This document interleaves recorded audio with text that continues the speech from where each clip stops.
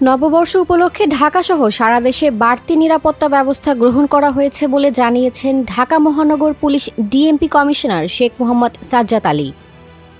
রবিবার সকালে এক সংবাদ সম্মেলনে তিনি জানান, পহেলা বৈশাখে রাজধানীতে শান্তিপূর্ণ ও সুশৃঙ্খল পরিবেশ নিশ্চিত করতে নেওয়া হয়েছে নানা পদক্ষেপ।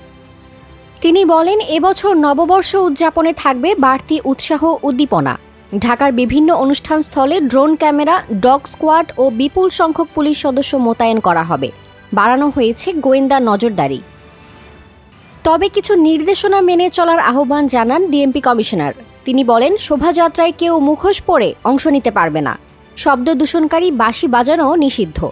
এছাড়া নারী ও শিশুরা যেন ভিড় এড়িয়ে সতর্কতার সঙ্গে ছায়ানটের অনুষ্ঠানে অংশ নেয় সে বিষয়ে পরামর্শ দেন তিনি।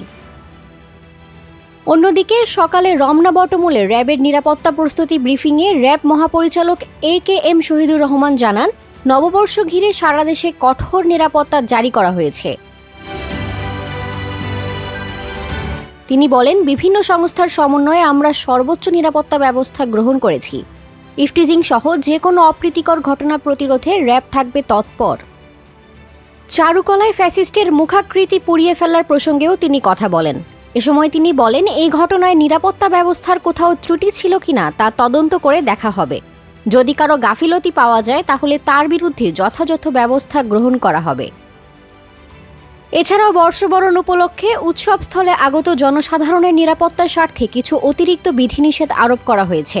বড় ব্যাগ, ব্যাকপ্যাক বা সন্দেহজনক কোনো বস্তু বহনে নিরুৎসাহিত করা হচ্ছে।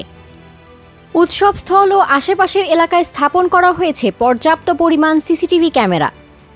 সব মিলিয়ে নববর্ষ উদযাপন যাতে আনন্দময় ও নির্বিঘ্ন হয় সেজন্য সর্বাত্মক প্রস্তুতি নিয়েছে আইন শৃঙ্খলা রক্ষাকারী বাহিনী। Desk report, metro TV.